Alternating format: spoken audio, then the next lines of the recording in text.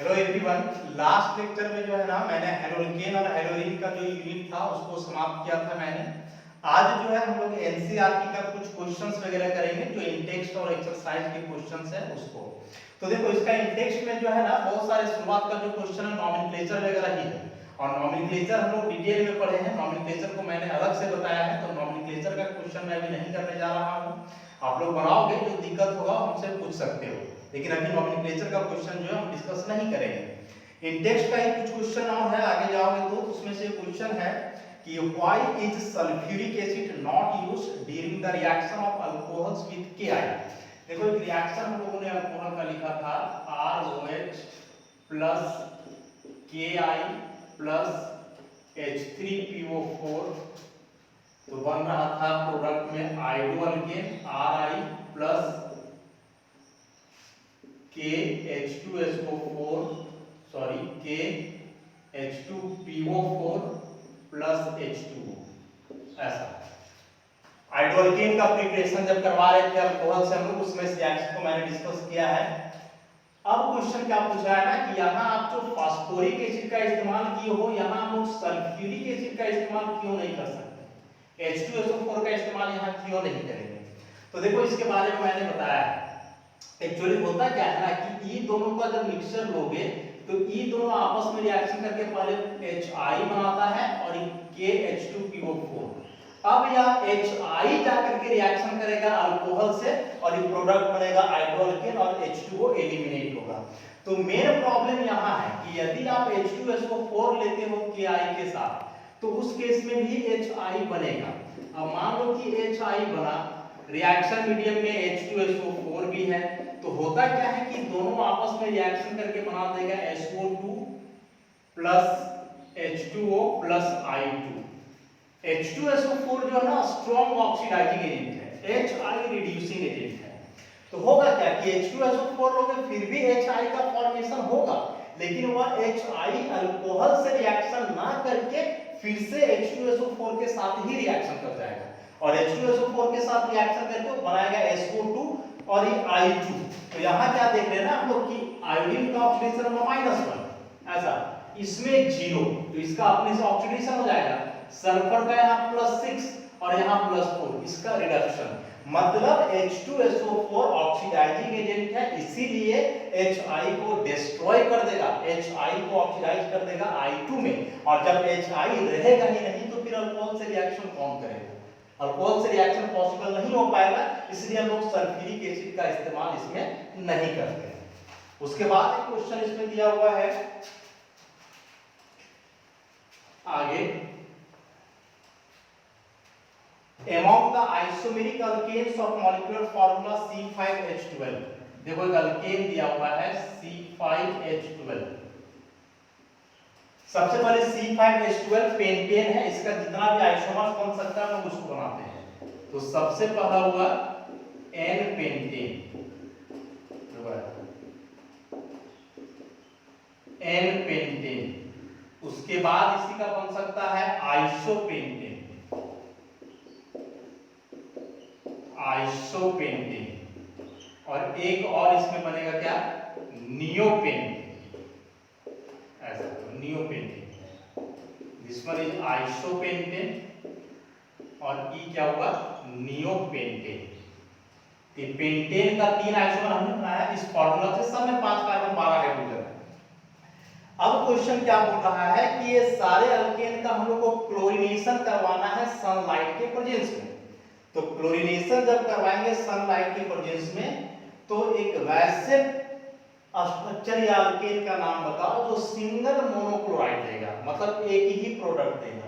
तो 3 टाइप का अल्केन बनाया। तो देखो जब अल्केन का सब्स्टिट्यूशन रिएक्शन मैं डिस्कस कर रहा था पीछे हेलोकेन का प्रिपरेशन में, तो वहां भी इसको मैंने डिटेल से बताया है कि अल्केन में जितने टाइप के हाइड्रोजन प्रेजेंट रहेंगे उतने पॉसिबल प्रोडक्ट्स बन सकते हैं। जितने टाइप का कहने का मतलब कि 1 degree hydrogen, 2 degree hydrogen, 3 degree hydrogen, इस टाइप का। तो सबसे पहले इसको देखो, इसको देखोगे तो ये 1 डिग्री है, ये भी 1 डिग्री है, ये 2 डिग्री है, ये भी 2 डिग्री है, ये वाला भी 2 डिग्री है। ये दोनों 1 डिग्री कार्बन एक जैसा है। मान लो यहां से सब्स्टिट्यूशन होगा फिर भी बनेगा 1 क्लोरोपेंटेन, यहां से सब्स्टिट्यूशन होगा फिर भी बनेगा 1 क्लोरोपेंटेन। तो एक प्रोडक्ट हम लोग का बना ई दोनों कार्बन से, एक प्रोडक्ट। दूसरा प्रोडक्ट बनेगा ई दोनों 2 डिग्री से। अब यहां से हाइड्रोजन हटाओ फिर भी बनेगा 2 क्लोरो, यहां से हटाओ फिर भी 2 क्लोरोपेंटेन। तो दूसरा प्रोडक्ट हो गया। और तीसरा प्रोडक्ट इस कार्बन से, यह भी 2 डिग्री है, लेकिन चूंकि यह जो 2 डिग्री है थर्ड कार्बन है ना, यहां यदि आप क्लोरीन जोड़ते हो तो वह क्लोरीन जो है सो 3 क्लोरोपेंटेन बनेगा। तो एक प्रोडक्ट वहां से, मतलब इस अल्केन का यदि रिएक्शन करवाओगे क्लोरीन से तो टोटल 3 प्रोडक्ट बनेंगे। यहां देखो 1 degree 1 degree 1 degree 2 degree 3 degree ऐसा। तो देखो ई दोनों 1 डिग्री एक जैसा है, क्योंकि CH3 के बगल में CH, CH3 के बगल में CH, तो ई दोनों का हाइड्रोजन यदि रिप्लेस होगा क्लोरीन से तो एक प्रोडक्ट बन गया। ई 1 डिग्री अलग है क्योंकि इसके बगल में CH2 है, तो एक प्रोडक्ट यहां से बनेगा। फिर 2 डिग्री है तो एक प्रोडक्ट यहां से, मतलब पहला प्रोडक्ट ये और दूसरा। फिर इसका हाइड्रोजन हटाओगे तो हो जाएगा तीसरा। और देखो एक यहां भी है 3 डिग्री हाइड्रोजन, तो ई हटाओगे तो चौथा। मतलब इससे टोटल कितना प्रोडक्ट बना? 4 प्रोडक्ट बना। लेकिन लास्ट वाला नियोपेंटेन ले लो, तो नियोपेंटेन लेने से देखो इसमें सभी हाइड्रोजन एक ही जैसे हैं ऐसा। ये भी 1 डिग्री कार्बन का हाइड्रोजन 1 डिग्री 1 डिग्री 1 डिग्री सब 1 डिग्री एक ही जैसा है। CH3 के बगल में C, CH3 के बगल में C, CH3 के बगल में C और CH3 के बगल में C। मतलब इस कंपाउंड में जो हाइड्रोजन है एक ही टाइप का हाइड्रोजन है। तो यदि इसका रिएक्शन आप क्लोरीन से करवाओगे ना तो क्लोरीन 4 में से कहीं एक कार्बन में जुड़ जाएगा। CH3 CH3 यहां जोड़ दो CH2Cl प्लस HCl, तो इसमें मात्र एक ही प्रोडक्ट मिलेगा। इसमें ऐसा 4 प्रोडक्ट, एक बार क्लोरीन यहां जोड़ोगे, फिर क्लोरीन यहां जोड़ोगे, फिर क्लोरीन यहां जोड़ोगे, फिर चौथा में यहां जोड़ोगे। इस क्वेश्चन को मैंने डिस्कस किया है जब प्रिपरेशन बता रहा था उस समय। तो इसी से अब जो है हम लोग को मिल गया। इसमें क्वेश्चन में पूछ रहा था कि एक सिंगल प्रोडक्ट मिले तो नियोपेंटेन हो गया, 3 आइसोमेरिक प्रोडक्ट मिले तो 3 इसमें मिल रहा था एन पेंटेन, और फिर 4 आइसोमेरिक प्रोडक्ट मिले तो इसमें से हो गया आइसोपेंटेन। इसको आप लोग कर लोगे। उसके बाद नीचे कुछ रिएक्शंस दिए हुए हैं कंप्लीट करने के लिए, जो कि सिंपल सा रिएक्शन है प्रिपरेशन से।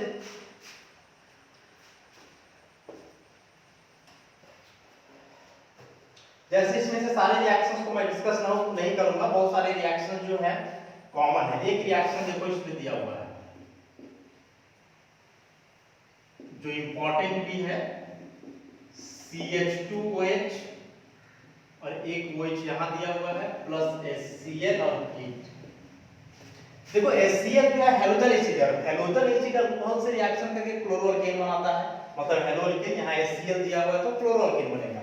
तो HCl का रिएक्शन होना है OH से। देखो इस तरह का रिएक्शन होता है, OH HCl से रिएक्शन करता है तो H2O बाहर हो जाता है ना, और इस Cl जुड़ जाएगा प्लस H2O बाहर।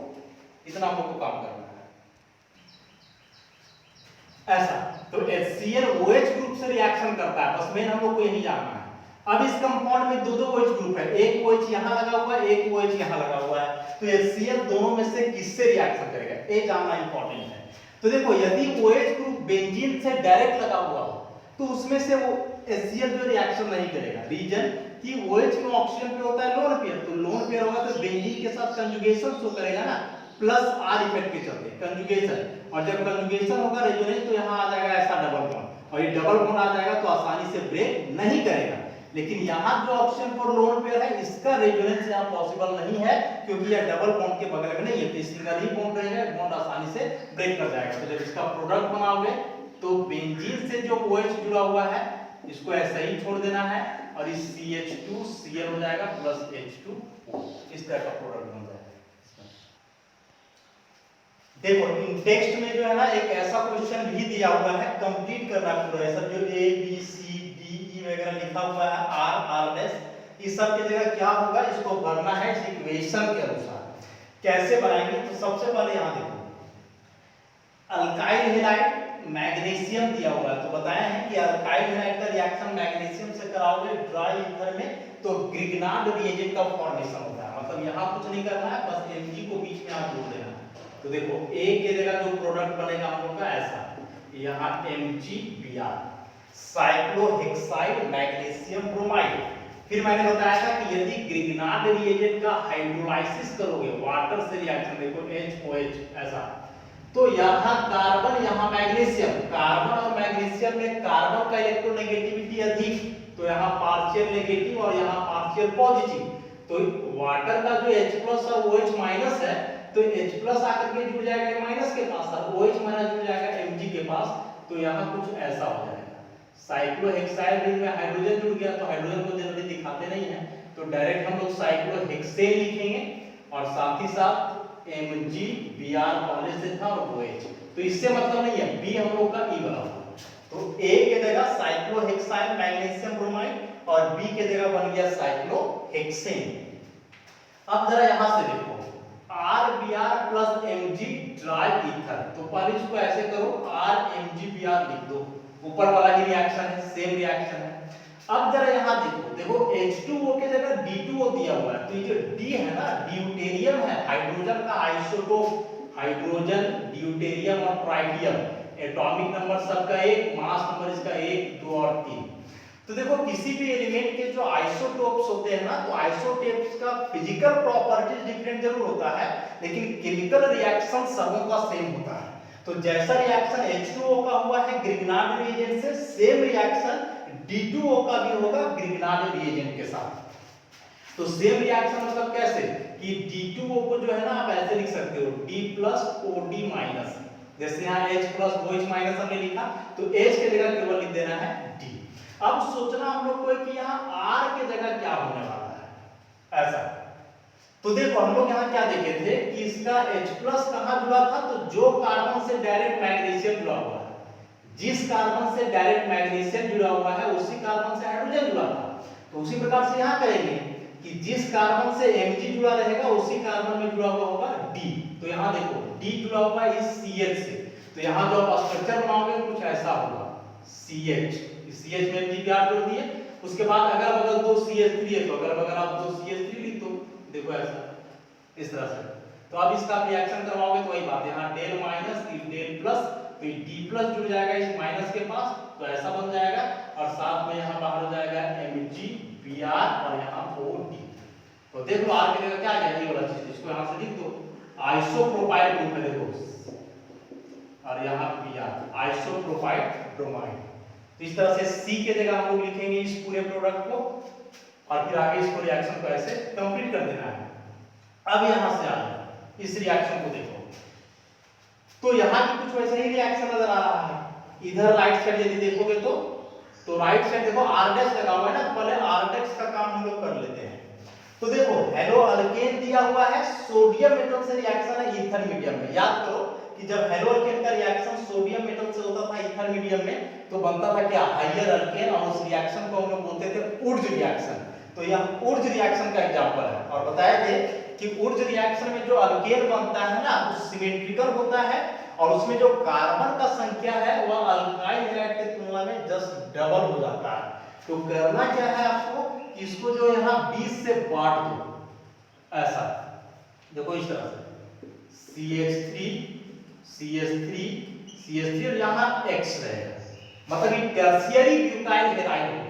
वैसे ही 2 मोल सोडियम रहेगा और फिर 1 मोल और इसी का ले लेना है, 2 मोल इस्तेमाल करते हैं। इक्वेशन में 2 मोल नहीं दिया हुआ है, लेकिन हम लोग को 2 मोल लेकर के चलना है। तो देखो ऐसा है 2NEH बाहर हो जाएगा, तो ये वाला ग्रुप इसमें जुड़ जाएगा, तो ये प्रोडक्ट हम लोग का बन जाएगा। तो इस जगह पे जो R डैश लेना है ना, वो R डैश के जगह देखो ये वाला ग्रुप होगा, टर्शियरी ब्यूटाइल ग्रुप होगा। तो यहां हम वही करते हैं, R डैश की जगह ले लें CH3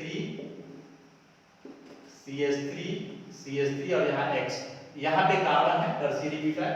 अब इसका रिएक्शन मैग्नीशियम से, वही ग्रिग्नार्ड रिएजेंट बनेगा, देखो CH3 यहाँ Mg और X। फिर इसका हाइड्रोलाइसिस करना है, सेम रिएक्शन है ऊपर वाला, तो ये वाला कार्बन पे यहाँ डेल माइनस और यहाँ डेल प्लस, वाटर का H प्लस और OH माइनस, तो H को यहाँ जोड़ देंगे, Mg यहाँ से हट जाएगा, देखो ऐसा, पता नहीं जो इसका बन गया 1 2 3 4 आइसोब्यूटेन बन ऐसा। तो D के जगह जो है आपका हो गया था ग्रिग्नार्ड रिएजेंट वाला, ये जो प्रोडक्ट बना वो हो गया की नंबर।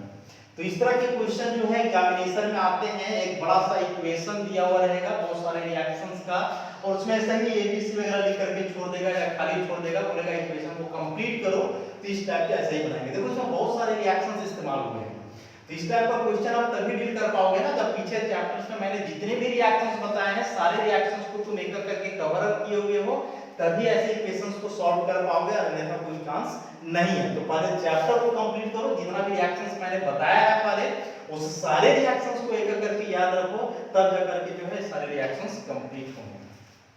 अब आगे भी कुछ क्वेश्चंस इसमें है। तो इन टेक्स्ट में जितने क्वेश्चन थे ना उसको जो है हमने बता दिया।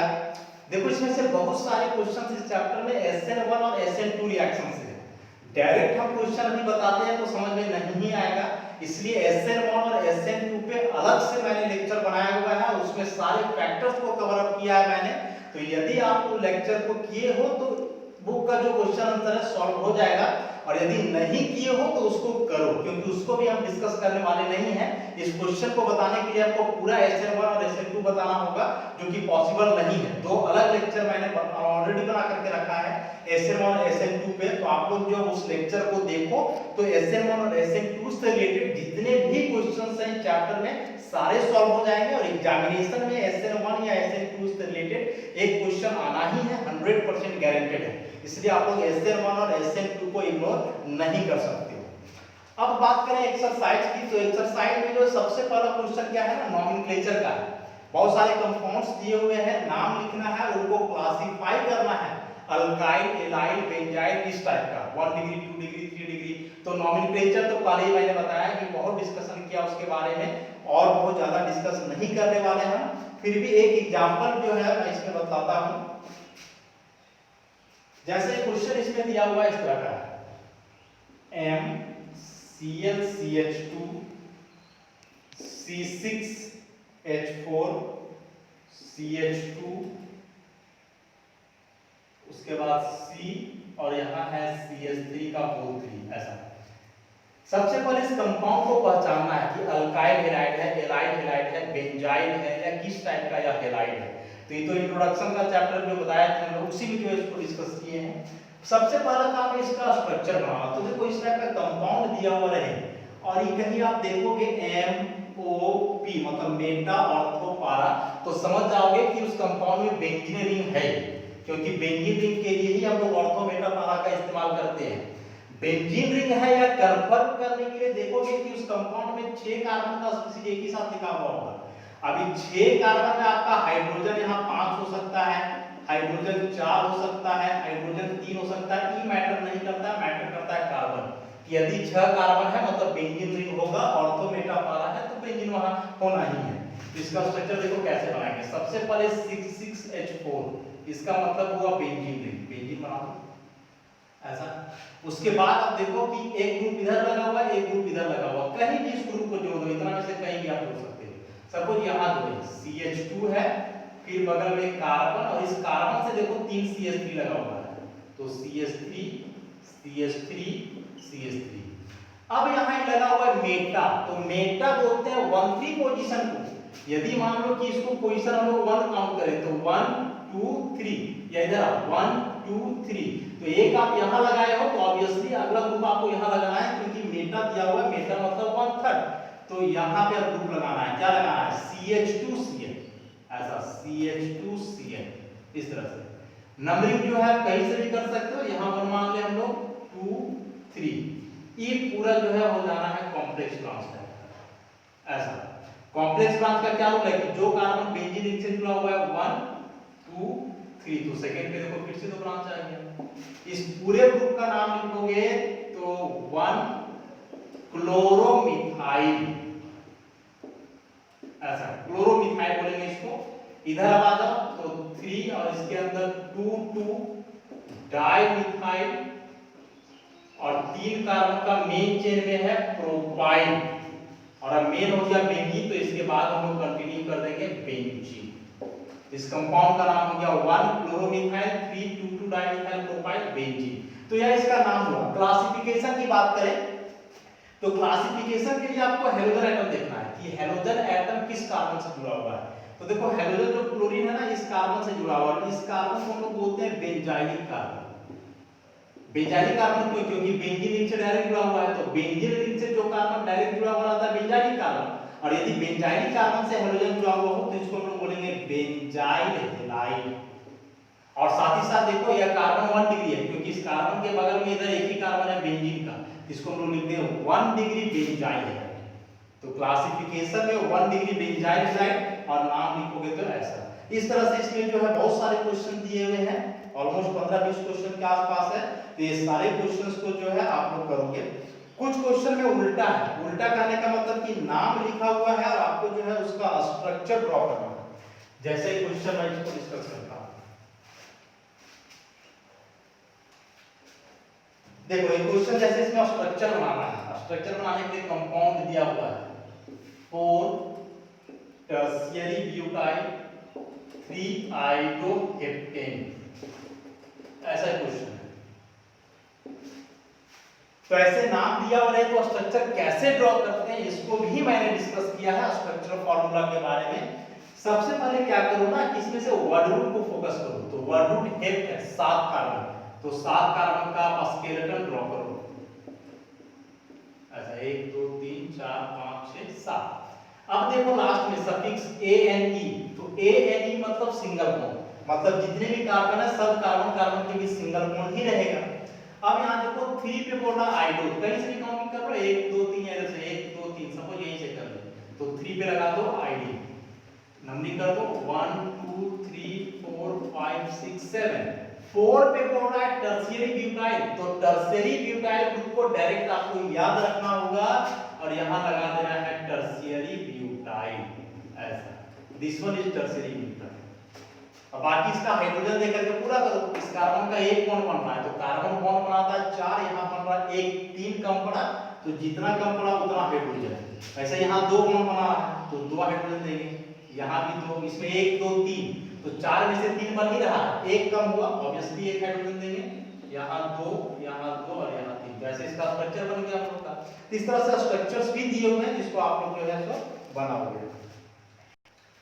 अब देखो एक क्वेश्चन है कि 3 कंपाउंड्स दिए हुए हैं, पूछ रहा है कि तीनों कंपाउंड में डायपोल मोमेंट सबसे अधिक किसका होगा। डायपोल मोमेंट, अभी डायपोल मोमेंट क्या होता है इसको तो मैं डिस्कस नहीं करूंगा क्योंकि डायपोल मोमेंट भी केमिकल बॉन्डिंग में मैंने बताया है। डायरेक्ट हम इसका एप्लीकेशन की डायपोल मोमेंट हम लोग पता कैसे करते हैं, तो उसके लिए सबका स्ट्रक्चर बनाओ। ऑब्वियसली टेट्राहेड्रल टाइप का स्ट्रक्चर होगा सबका, या ऐसे बना सकते हो 2 क्लोरीन है इसमें और 2 हाइड्रोजन लगा हुआ है, यहाँ भी आप 1 हाइड्रोजन है और 3 क्लोरीन है इसमें ऐसा।